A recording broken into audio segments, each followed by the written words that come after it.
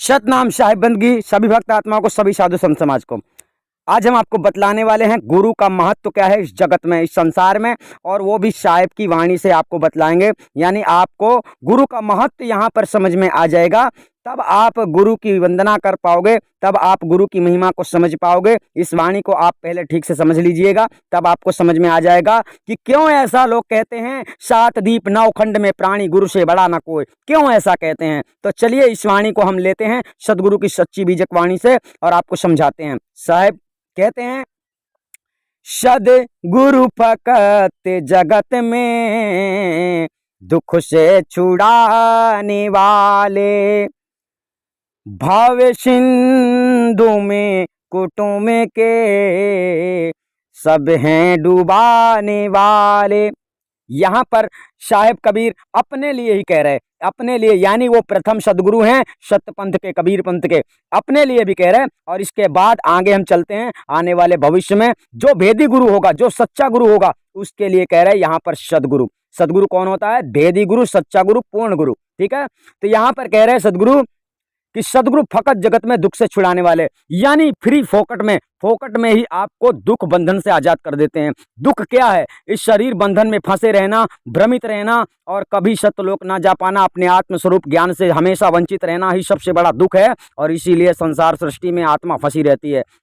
तो सदगुरु कहते हैं कि सदगुरु उससे आपको आजाद कर देते हैं, इस दुख से आजाद कर देते हैं। इसलिए फकट में, फकत का मतलब फ्री में, आप इस संसार में गुरु को कुछ भी नहीं दे सकते, यानी आपके बस की बात नहीं है कि गुरु को कुछ दे दोगे। यहाँ पर सदगुरु का संदेश ये है। इसलिए जब आप तुम कुछ भी नहीं दे सकते गुरु को, तो इसका मतलब हो जाता है कि फ्री में, फोकट में आपको गुरु, सदगुरु जो होते हैं, आपको इस दुख रूपी बंधन से, दुख रूपी भवसागर से छुड़ा लेते हैं। ठीक है, कौन?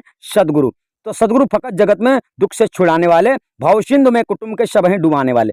अब आगे कह रहे हैं भवसिंधु, यानी समस्त संसार में कुटुंब के जितने परिवार के तुम्हारे लोग हैं, ये सभी जितने लोग हैं, ये सब आपको डुबा देने वाले हैं, यानी 84 में भेज देने वाले हैं। इनके पास और कोई चारा नहीं है।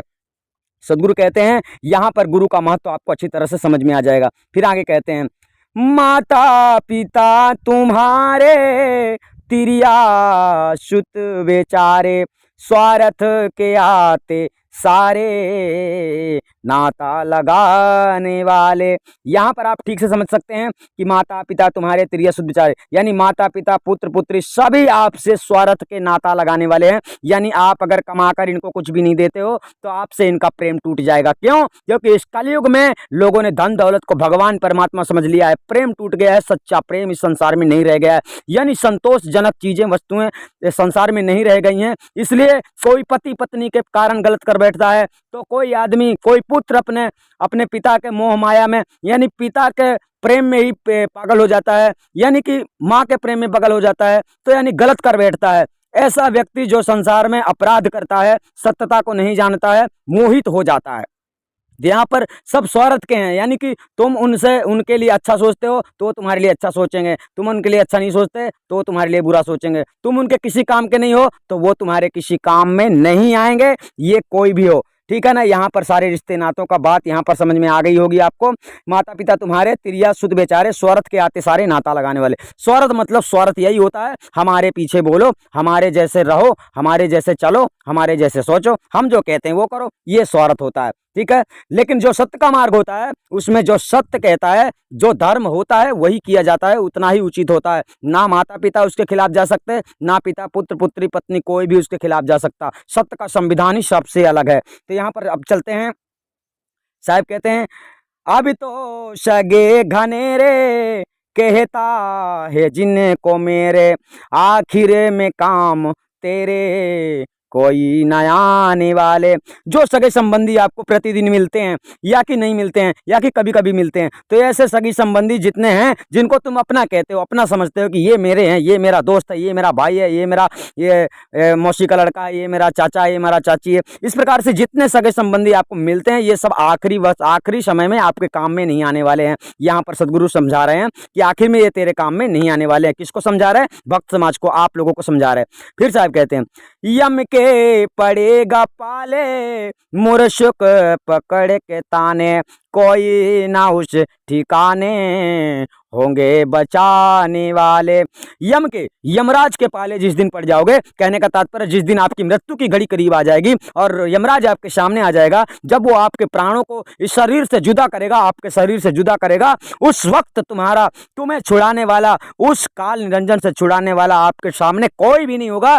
चाहे कितना भी अच्छा तुमने किसी के भी साथ किया हो, उस समय तुम्हें बचाने वाला कोई भी नहीं होगा। आपके सगे संबंधी, कुटुंब परिवार के कोई भी लोग आपको नहीं बचा सकते। यहाँ पर अब आगे साहब कहते हैं, अब समझाते हैं कि पाके मनुष्य तन को कर ले पवित्र मन को, फूले न देख धन को दौलत कमाने वाले।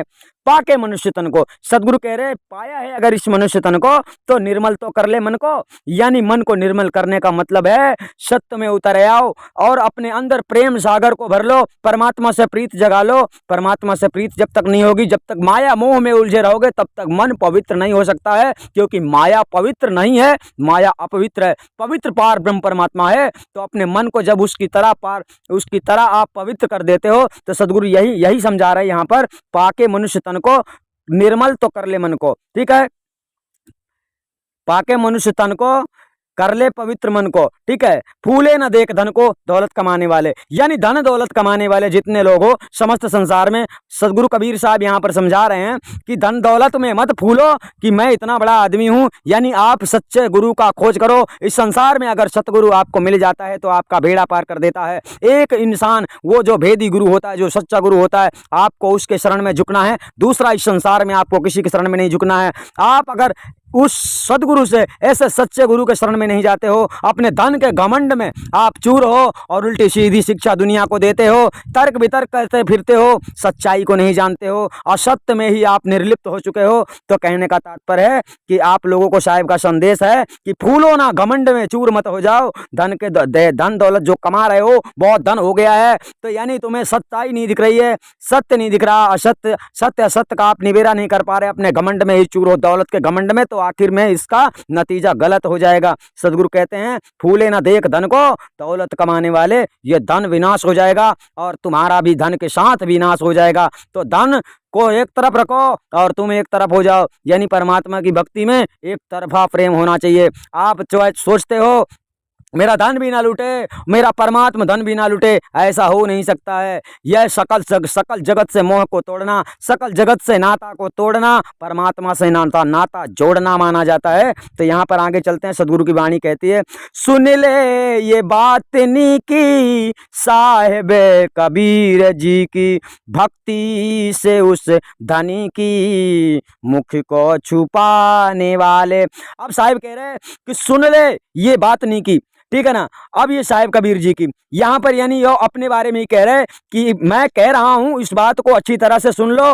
भक्ति से, उस परमात्मा की भक्ति से, वो जो सबसे बड़ा धनी है, जो समस्त संसार को सब कुछ देता है, उसकी भक्ति करने से तुम अपना मुख छिपाते हो। यानी सत्य मार्ग में चलने से डरते हो और सतगुरु की शरण में जाने से डरते हो, साहिब कबीर के बताए गए मार्ग में चलने से डरते हो। तो इसका तात्पर्य है कि आपको इसमें बहुत ही बड़ा नुकसान होगा। यानी संसार में आकर मनुष्य तन को पाकर अगर तुमने सदगुरु की भक्ति नहीं की, परमात्मा की भक्ति नहीं की, सच्चे परमात्मा को नहीं जाना, आपको आत्मज्ञान नहीं हुआ, तो उस महाधनी सतपुरुष परमात्मा, जिससे बड़ा धनी कोई संसार में है ही नहीं, उस नाम का धन जब तक आपको प्राप्त नहीं होता है तो आप कंगाल माने जाते हैं। यानी उसी नाम का धन होने के कारण आपको इस संसार से मुक्त किया जाता है। लेखा जोखा देने के काम में आता है। उसके नाम की भक्ति जो आप करते हो ना, तो वो तुम्हें अपने खजाने से तुम्हें मुक्त कर देता है। यानी इस जो संसार में माया, धन दौलत रूपी जो माया है,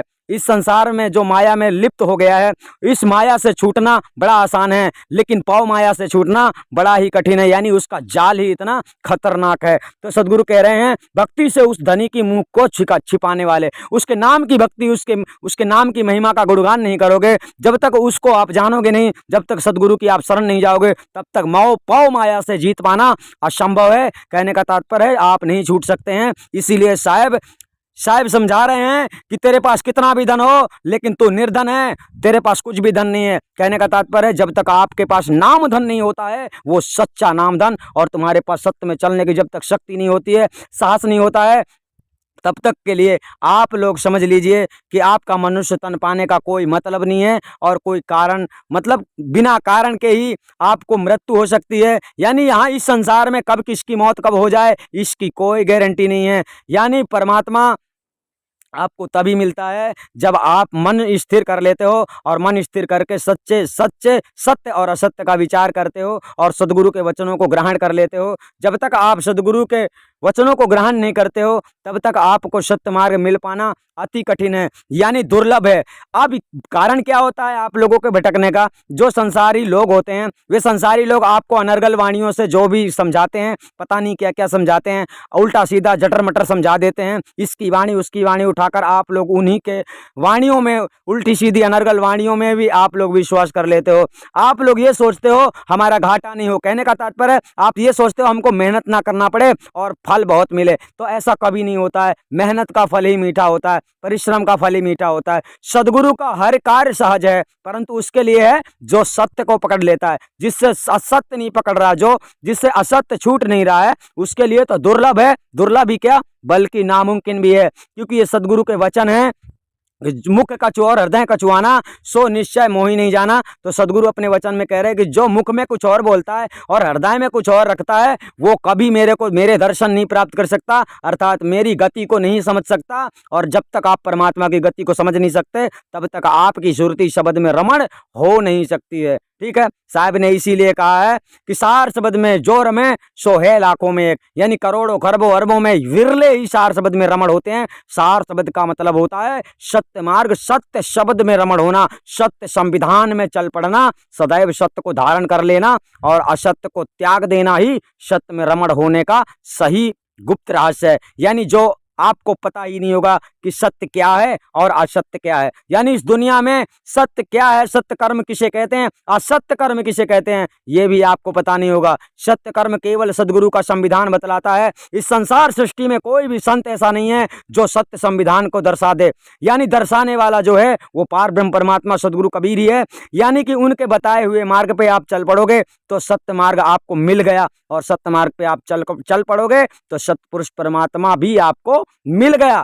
और लेकिन अगर तुम ऐसा सोचते हो सार शब्द मिल जाए हम करेंगे मनमानी, जो जी में आएगा वही करेंगे, तो ऐसे तुम्हारे बस की बात नहीं है कि तुम जहां चाहो चले जाओगे। स्वर्ग पतार दौड़ मन केरा मन अस्थिर मन है अनेरा। यानी मन की दौड़ स्वर्ग और पाताल तक ही है, इसके आगे नहीं। सत्य लोक तक पहुंचाने वाला आपका सद्गुरु सच्चा साथी होता है। आप समझ गए होंगे।